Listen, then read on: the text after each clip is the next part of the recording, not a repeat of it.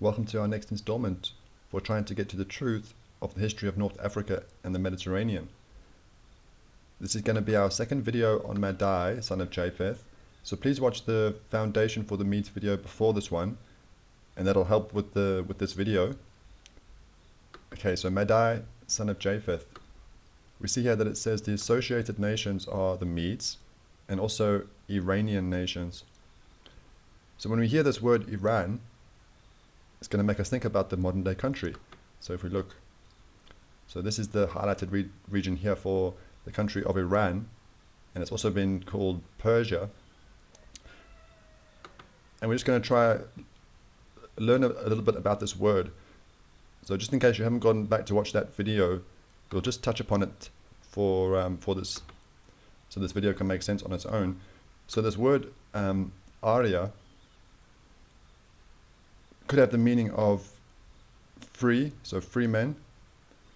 It's also connected to the Vedic religion and also the language, and we also see the meaning of noble. So we just made the connection that it was interesting that the Berbers of North Africa, they don't refer to themselves as the Berbers, they want to be called the Amazigh, and that could mean noble or the free men. So would the Berbers have been, would they have seen themselves as an Arya nation? That's what we were asking. So what I'd like to do is just look at a few maps to get an idea of the regions for the Arya. And if this is new to you, then don't worry, because it's also new for me. So we'll just try learn a little bit as we go, and try add to our understanding with some of this history, even though it might be new to us. So what we're looking at here is the Indo-Iranian language family. So we see the spread of this family of languages. So yeah, Indo-Iranian, but remember we're thinking about this word Arya. And then we have another part of this family which is called Indo-Aryan. And we see this is predominantly just India coming towards Pakistan. So yeah, it's not really my area of expertise, but it's the same family, but you can create a distinction. And you can see how they have created a distinction, because the Indo-Iranian spreads all the way across into India, but then when we look at this map of the Indo-Aryan, it's predominantly just this region. So it is the same family, but you can create a distinction. And what I'd like to do is go to the page on the Arya and just see the first nation that they mention. So the first nation that they mention is the Mitanni. And then if we go back to the page on the Medes, we can see, go back to the page on Madai, we can see that it does connect Madai with this nation.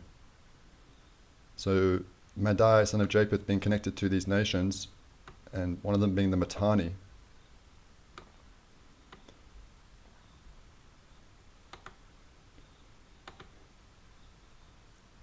So this nation, the Mitanni,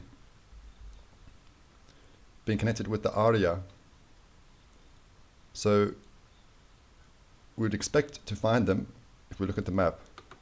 We can expect to be finding them in these regions with the, where we see these languages.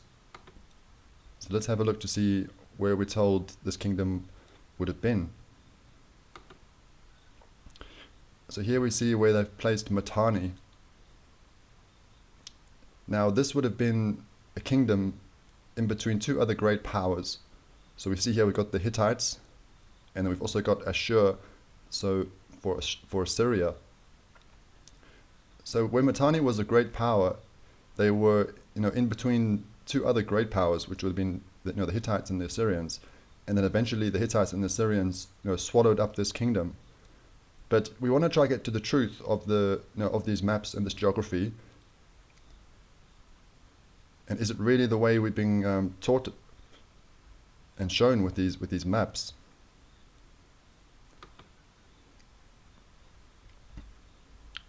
So what I'd like to do is, now this is going to be kind of important that you did go watch that foundation for this part to really make sense. If we go to the page on the Mitanni, just want to show you that it says here, the Egyptians referred to it as Nearin or Mitanni. So they also called it Neharin. So this is why that foundation was going to be important, because if we go to this family tree, we see we have Nahor in this family tree of Arphaxad, so the Shemites. So we see Nahor and another Nahor, and then we also see in the family of Abraham, Medan and Midian, so the Medanites or the Midianites. So some scholars connect this kingdom of Mitanni with the Medanites or the Midianites coming from Abraham. So we have kind of two things to consider for Mitanni. So Madai and the Medes, and also the Midianites or the Medanites. But it's just interesting how the Egyptians also referred to it as the Neharim. So you can kind of see with this family how it could make sense, where you have Nahor in this family, and then you also have the Medanites and the Midianites. So you could refer to it, either as the kingdom of Neharim, and could it be, these characters in the line of Arphaxad, and then also known as Mitanni, and is that coming from Medan and Midian? So now we see these Aryan nations being connected with the line of Arphaxad, and also with this line of Abraham, with the Midianites and the Medanites. And if we go back to this page on the Arya, we see it's also connected to the Hittites. And they speak about a treaty between the Hittites and the Mitanni, and that they invoking Vedic gods. So if we put that together, it would mean that the Hittites and the Mitanni would be Aryan nations. But we see the Mitanni being connected with Madai, son of Japheth, but then also being connected with the descendants of Arphaxad, so Shemites. And then the Hittites coming from Heth, son of Canaan, also being connected with Aryan nations. So just so we can slowly start trying to see, which nations are connected with the Arya, but then also which descendants of Noah. And it kind of would be involving all three, because, Madai comes from Japheth, Arphaxad comes from Shem, and Canaan comes from Ham. So then you could say that, an Aryan nation could come from any of the three sons of Noah. So I think that's what I was trying to say on this page, that it's more about language and also about religion. So if you learn the language and you follow the religion, the rituals, then you can consider yourself an Aryan nation. But like I said, I'm also new to this, so I don't know what experts would say about this, but let's keep going. So what I'd like to do is go back to this page and to see the importance of the chariot. Sorry, it's on this page. So we have this map, and we're just going to read this part, how it speaks about the Indo-Aryans and their expansion are strongly associated with the Proto-Indo-European invention of the chariot. So the importance of the chariot, let's just go to a bigger map for this image. So notice where they're saying this is all spreading out from, and that this is being connected with the invention of the chariot. And notice how we have nothing here for Africa yet.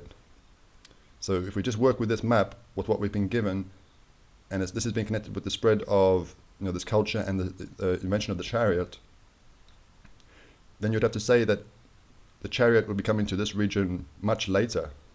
They might even say, I don't want to say last, but much later the chariot would be coming into this region based on this map. And notice how they say it is assumed that this expansion spread from the Proto-Indo-European homeland. So it's assumed, it's not proven.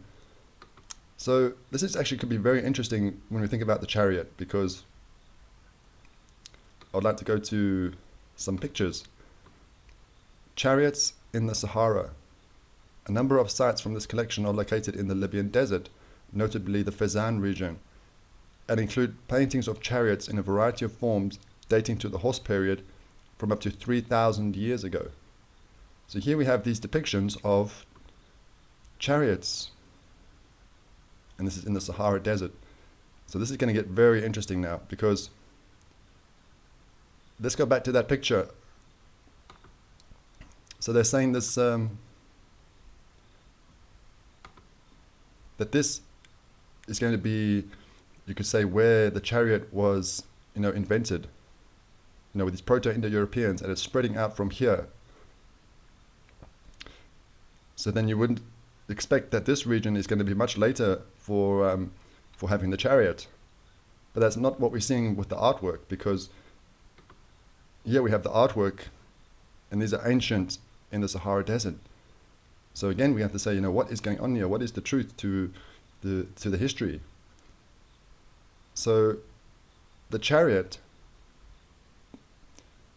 being connected with this region, with these ancient depictions. So do we have any other information to show that maybe this could actually be the region where the chariot started, that the chariot may have been invented in North Africa? And if we go to the mythology, we actually could have the answer. So we're going to go to the mythology on Poseidon. So Poseidon, a part of the Olympians, so the 12 gods of the Olympians, the Greek pantheon, and Poseidon and Zeus were the two main leaders, with Zeus obviously being the king of the gods, the strongest, but Poseidon also famous for being the god of the sea and carrying his trident. But there's another thing that Poseidon is famous for. It says here, he was further regarded as the creator of the horse, and was accordingly believed to have taught men the art of managing horses by the bridle, and to have been the originator and protector of horse races. Now I think when it's saying horse races, I'm picturing chariot horse races, and you'll see why, because it says, hence he was also represented on horseback or riding in chariot drawn by 2 or 4 horses. So you see, it's not just horse racing, it's chariot horse racing. In consequence of his connection with the horse, he was regarded as the friend of the charioteers. So you see, it's about charioteers. So this actually, if we can go with the mythology on this, that Poseidon is the creator of the horse and teaching men the art of managing horses. We've already learned from our beginner mythology that we've been doing that Poseidon is connected with the Atlas mountain range and the Atlantic and Atlantis, because we're told that his son was called Atlas. So if Poseidon is connected with this region, is this not going to be a place that's going to be famous for being skilled with the horse and charioteering? So let's go to another source to kind of support this. This is from Herodotus, and it states that Herodotus also stated that Poseidon, an important Greek water god, was adopted from the Libyans by the Greeks. He emphasized that no other people worshipped Poseidon from early times, apart from the Libyans who spread his cult. So, no people except the Libyans have had the same name of Poseidon from the first, and have paid honor to this god always. So we see Poseidon belonging to the Libyans, and we're just working with the mythology.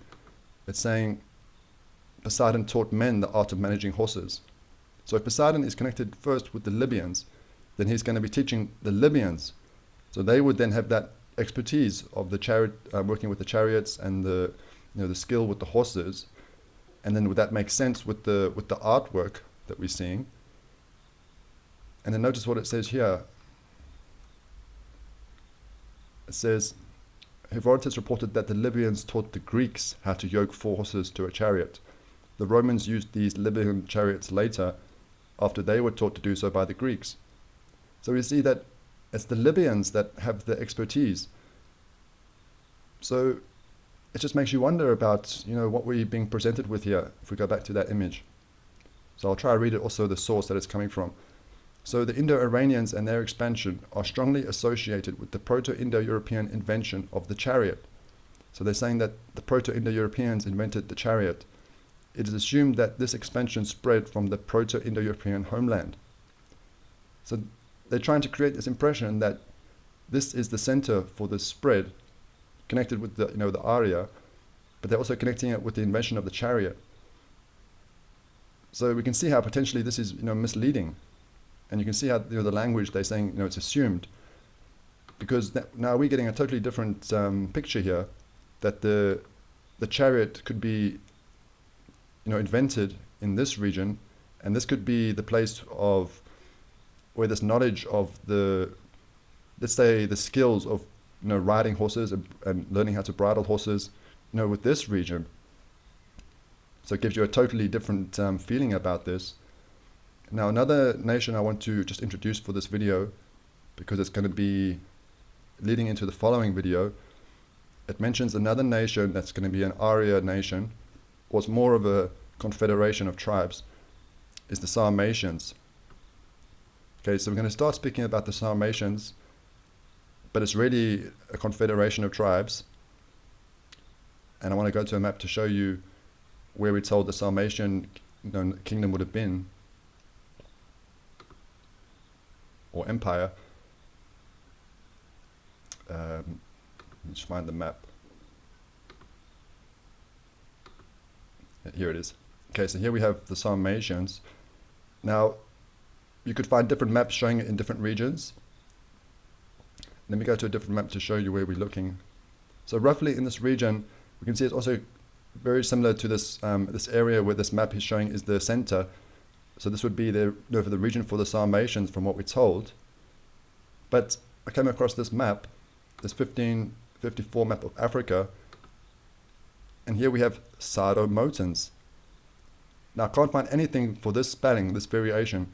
So to me it seems like it surely must be connected with the Saromatians. But why has the cartographer put the Saromatians here in this region of Africa? And this would be an Arya confederation of tribes. So can we see that maybe there's something going on here with this region of North Africa that we're trying to explore, we're trying to understand. And this maybe could help us with this picture really start to try to put this together, that we could be dealing with Arya nations in this region. So what I'd like to do in the next video is focus in on the Sarmatians, because it gets very interesting that possibly the meaning of this word Sarmatian could be the meaning of ruled by women. So the Sarmatian nations being ruled by women, and that's going to be the next part for trying to understand this history of North Africa. So I hope you found this one interesting, and I look forward to seeing you in that next video.